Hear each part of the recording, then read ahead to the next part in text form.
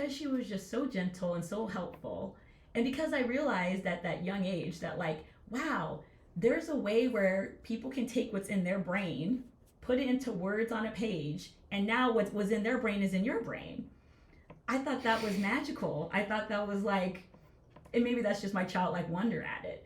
And I was just like, wow, you can travel the world this way. You can look into people's lives this way. You can travel into space. You can time travel, all because of the words somebody puts on a page. So I have a friend. So his daughter, a few years ago, his daughter was like 10 years old, and she actually wrote a book, right, went on Amazon, whatever. And so I sent this book to my cousin's daughter. My cousin's daughter at the time was maybe 11, 12. And my cousin's daughter like kids can write books. And my cousin, yes, you can write a book if you want to. And she just like whole world opened up, like, I can do this. Like, I didn't know I was allowed to write a book as a kid, right? Yeah, that exactly. It feels like a power. It feels like, wow, I can not only can I read these books, but I could put something out there. Now that part never occurred to me, but I went into first grade basically completely illiterate, and then I think I was reading at a third grade reading level by the middle of the year. And by the time I got to like third grade, fourth grade, I'm reading at like middle school, somewhat high school reading level, and they put me in like some of those advanced classes. I played my first stock market game when I was like 8 years old with the Denver Post and all of that. And then, and by the time I hit middle school, I'm reading like Mary Higgins Clark and that kind of stuff. I used to read a book a day, like a real book a day. I used to be a real like read all the time. Then suddenly, I don't think I ever read a book maybe a year or two, right? Suddenly I just stopped for some reason, right?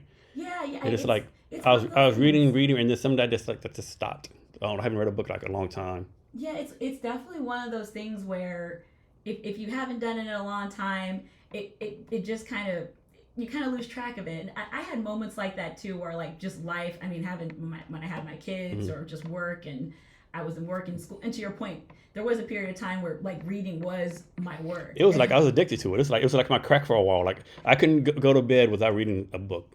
Oh yeah. Yeah, it can get that way. I used to travel when I had to do a stint in EY as a road warrior. And my client was in Albany and I was in Columbus, Ohio. And so I was on 4 flights a week for pretty much the whole year, just kind of going back and forth to New York. And I just took that time to read. So during that period of time, I was reading 1 to 2 books a week just in transit for my commute to Albany.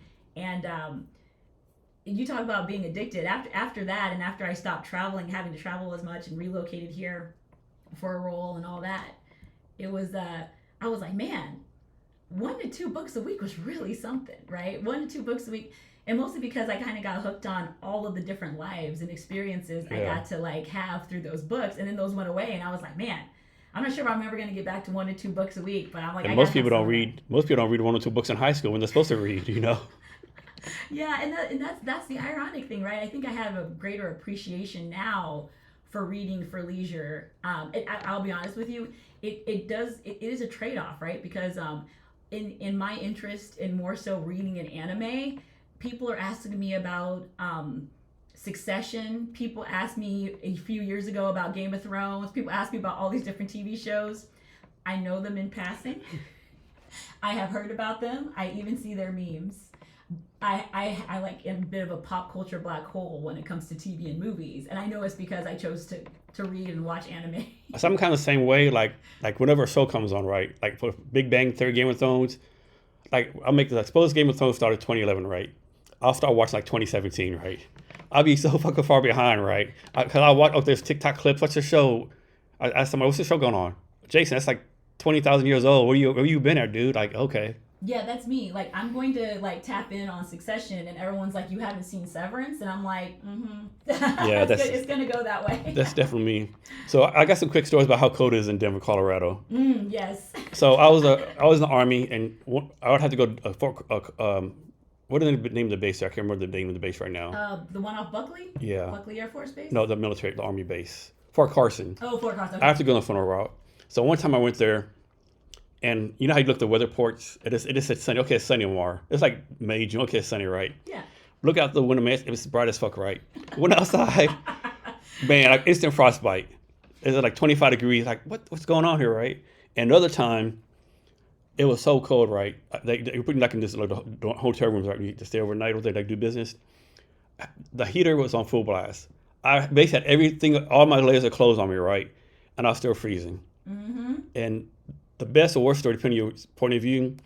It was like middle of July, and we got stuck there for 4 days because of a blizzard. There's a blizzard like July 10th to 15th, 4 days. We're like, what's going on here, right? Like, what in the world?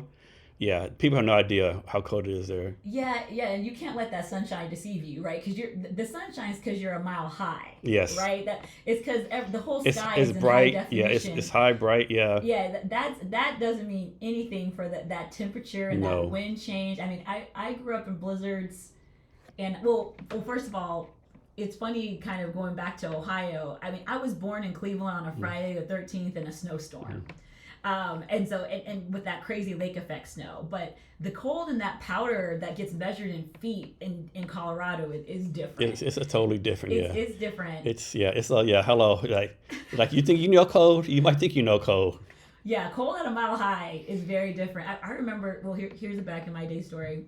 When I was in elementary school, growing up in Colorado, back in my day, you could get a ski lift ticket, go on a school trip up to Keystone, up to Breckenridge, have a day of skiing, have lunch, your lift ticket, all that for $50. $50. That was like 1998. Are you a good skier? Do you still ski? No.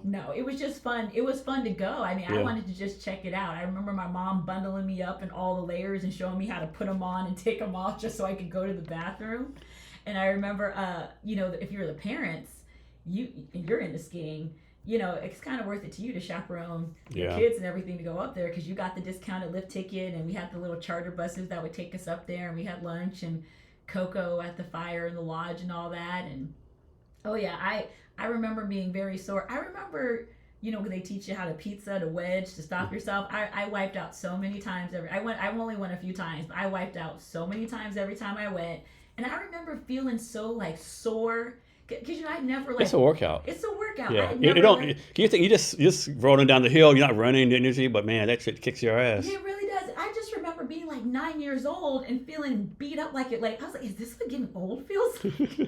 I just remember being so sore in places I didn't know you could even be sore, and I was like 9 years old, and I was like, I didn't break anything. Like, why do I feel this way?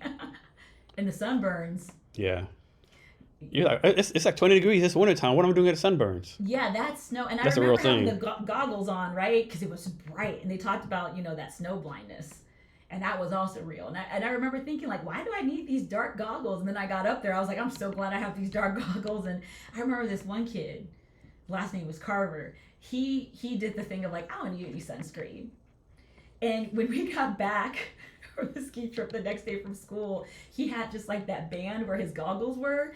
And the thing is, he did the thing where like the glare from the snow got him, but also he had the windburn from going downhill.